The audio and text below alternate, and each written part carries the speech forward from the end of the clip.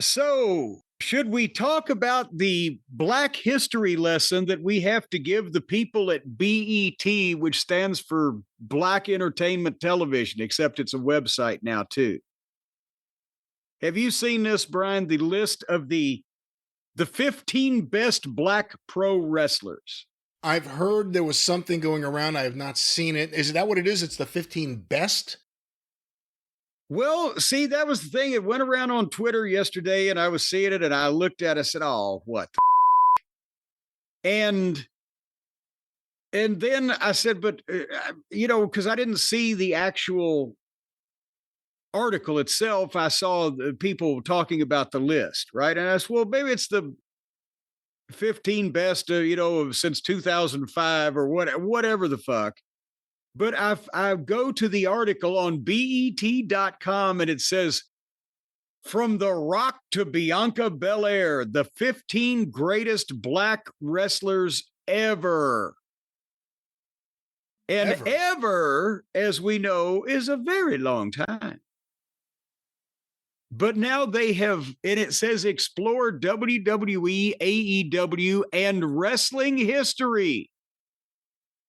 Through the careers of, and names a few people and more barrier-breaking icons who dominated championships and shaped pop culture. Big graphic 15 best Black pro wrestlers. Would you like to hear this list and imagine who, your top 5 would be, or just people that would be on this? That's what I'm thinking about now. Like I'm weighing someone like Bobo Brazil. Would he be on my list of the 15 best? Or the 15 biggest, the 15 greatest? Well, no, this is the 15 greatest Black wrestlers ever. Now, obviously, it's BET. We're not talking about work rate like Uncle Dave, the star ratings. And we're just talking about as a wrestler, not influence. Like Ernie Ladd wouldn't get any credit for booking or anything. It would just be his wrestling career. No, just the people in the ring. Okay. Number 15, Jazz. Now, I know. Ever? Go ahead. Ever?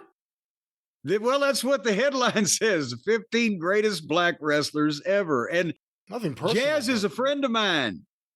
And I like her. And, I'm not sure about that. The 15, and this is, by the way, this is both the male and the female genders. Number 15 was Jazz. Number 14, Shelton Benjamin. Again, I'm not arguing with the quality of it. And, when you sit down and make a list, he very well might be on it. But number 13, Brian, Naomi. Oh, come on. Now it's, how can I take this? I don't even know where you're going, and this is... Yeah, well, I'm going where they're taking me. You don't think I'm blazing this trail on my own, do you? I ain't making this up. I'm sitting here writing down names of people that clearly you're not going to name on this list. Number 12, Dory Dixon, right? No. Jacqueline, Miss Texas. Jackie Moore, love her to death too. She might be in the 15 greatest African-American women wrestlers of all time. I would definitely put her on that list. Well, now, if it was broken up to male and women, absolutely I'd put her on there, I think. There you go. And I would more than agree with you. Number 11, Big E. Big E, everybody. Big E. Other than Jackie, have you named anyone who wrestled before the 80s? Well, hold on here. Okay. Because it gives the year they debuted. Jazz debuted in 1998, Shelton in 2000, Naomi in 2009, Jacqueline in 1989. See, there you go. Big E 2009, and number 10, Devon Dudley. He wrestled from 1991 to 2020. This list is all over the place. Where's Luther Lindsay on the list? Ever? Well, hold on. We've got Ever? 9 more. We got 9 more. Jim Mitchell, I'm waiting for the Black Panther. We're talking about influence, waiting for the Black Panther. Well, you mentioned Bobo Brazil and Ernie Yeah. Ladd. Have you talked about Abdullah the Butcher or Bearcat Wright?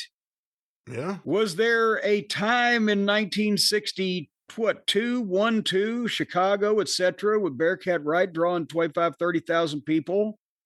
A couple of those main event world title matches. He was in the top 10, I would think, box office attractions in the entire business that year, whatever color.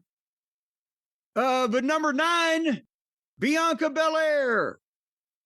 Belair. Again, if it was the 15 greatest African-American women wrestlers of all time, 100% I'd put her on that list. And she may place pretty high. I'm a big fan of hers. I think she's great. But of all time ever, and we've already skipped, again, I'm expecting, is Junkyard Dog on the list? Well, hold on. Let's see. And by the way, I agree with you on the women's list for Bianca. Yeah. Number 8, Bobby Lashley. He's done well as a box office attraction. He was a champion. I could see an argument for him being in the top 15 African-American men of all time. Yeah, I could see that argument too, because again, the WrestleMania with him, even though it had Trump and Vince, it was him against Umaga, and that was the biggest drawing, the record pay-per-view crowd, whatever it was, for WrestleMania. Yeah. And he was in the main event, and he's always been kind of slotted towards the upper card ever since, and he did a lot of MMA, took a lot of breaks. But 15, it's not outrageous for Bobby Lashley, no. Number 7, Ron Simmons. And that's actually not crazy. Ridiculous either. That's not crazy. In a couple different companies. Number 6. Butchery. Okay. Butchery. No. Junkyard Dog. Now you got the dog. They have to include the dog because the dog is still talked about so much by modern wrestlers. So they have to talk about the dog. He was active from 1977 to 1993. But we got one of the people that you were thinking about, but we got 5 more. Are you ready, Brian?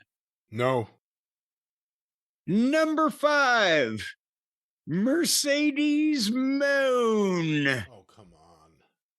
Of all time, this list is ridiculous. And they are ranking the with numbers. So apparently, and we're going 15-1, and we're at number 5. And number 5, Sasha Banks / Mercedes Moon. Yeah. The boss, Sasha Banks, is the face of black female wrestling worldwide. So, more than Bianca? Well, that's what it says here. The face of the revolution for the women's side of the game. Revolution? Her historic main event with Bianca Belair would be the only time 2 black women faced off at WrestleMania in the promotion's history. And it was also one of the most perfectly executed matches I've ever seen. So you can tell that whoever writes this for BET is one of those. I remember it being a good match, but again, I see Bianca as more of a candidate for like a top 15, like placing high in it of black women wrestlers than I do Sasha Banks, to be quite honest. Anyway, back to number 4, the top 4. Number 4, Mark Henry. Oh, I didn't even think of Mark Henry. Yeah, interesting.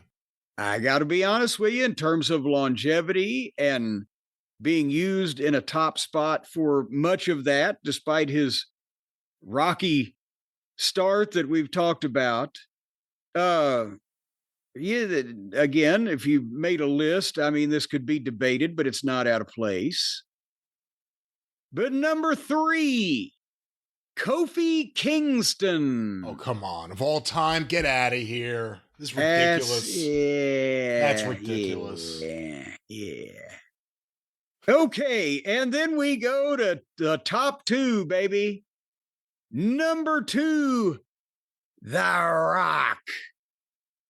The final boss. What do you think, Brian? I think he would have to be near the top. If we're talking about best, most famous, most successful. If he's not I'm surprised he wasn't number one, to be honest with you. Well, but list. after some of the other quotes from this author, I'm not. Matter of fact, let me see if I can get a byline on this before we go to number one. By Tyler Tynes, and it's a guy who's apparently obsessed with Mercedes and that type of thing. But anyway, The Rock is number two. And yes, but now does he only get half credit? Should that be mitigated? He's part Samoan. Should he be half on the Samoan list and half on the African American list? He's not African American. He's Canadian. That's right. And there's an asterisk too. Yeah. So he is 50% Samoan and 50% Afro-Canadian. Yeah, I mean, I think he would be on the list of, I think he would be on the list. I wouldn't put Rocky Johnson on the list. Well, and but there's something else. The Rock is on his father, Rocky Johnson. In terms of, and I know personal feelings aside, but then we'd have to do a background check on all these people, and some of them we don't know. But in terms of longevity in the business, main event positioning, and box office, Rocky Johnson probably needs to be in top 15. There's a few people. I'm going to guess none of them are going to be number one. I wrote Dory Dixon. I said some of these. Luther Lindsay, Butch Reed, Tony Atlas could be considered on the list by some. Sailor Art Thomas. I had Art Thomas. Coco Ware, if you go by until he became the Birdman and got fat and lazy. It probably wouldn't be looked at as a gimmick worth embracing maybe, but Kamala, technically, if you're going on success in places he worked and main evented, if you were going by the territories, then you really open it up. Bearcat Brown, Shag Thomas, lots of people that were actually pretty big local sports stars for a good period of time. But again, I'm trying to think who they did not name yet. I guarantee you Bearcat Brown sold more tickets than fucking Mercedes Moon ever has. Who's number one? But number one, you've said everybody but this man, Booker T. Booker T, number one, and lists all the titles. He has won a lot of fucking championships. But he was active from 1989 to 2012.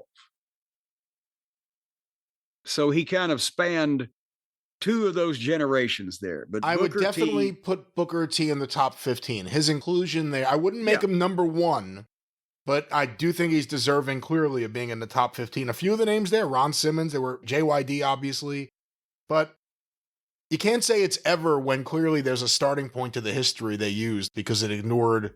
I mean, if Ernie Ladd's not on the list. Yeah, well, it's bullshit to begin with, but also now that you look at that with those names that you mentioned, and Abdullah, Ernie Ladd, Bobo Brazil, Bearcat Wright, Art Thomas, Dory Dixon, and on, all the names that we've just said, and some of the people from this list, you've got more than 15, then we'd have to start narrowing it down. But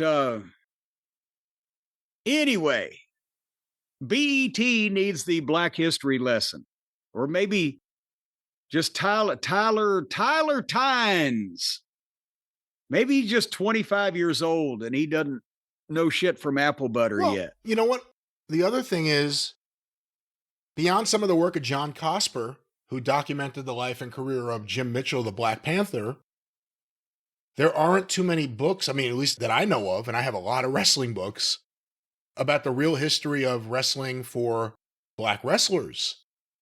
Who was going where, some of the name. Everyone knows Bobo Brazil because it's a classic name. It's a name that transcends wrestling. It just sounds like a great name. Yeah. But there are lots of other big stars that are almost forgotten today, and it's a shame. So, Sailor Art Thomas, because I got to see him in the waning days or years of his career because he worked for Bruiser in Indianapolis. What kind of shape was he in at that point? He had the best physique of anyone I've ever seen. That I don't think he was on steroids, but based on the time period, best physique No. ever. Yeah, no, he was 50 years old and he still had the big arms and the big chest. And that was the deal. His finish was the bear hug, and he would break the full Nelson. And, but he was a rotten worker. I don't think it was even because he was 50 years old. I don't think he was very good ever, but he looked so good and he was over and he drew money. And fortunately, by the late 50s, they had settled on Sailor Art Thomas instead of his original name, Seaman Art Thomas, which just, to me was, as you got into the 60s, was just opening him up for abuse that he shouldn't have had to take. But anyway, that's the list, Brian, there on the BET network online or whatever. The greatest ever. Oh, the children, the children.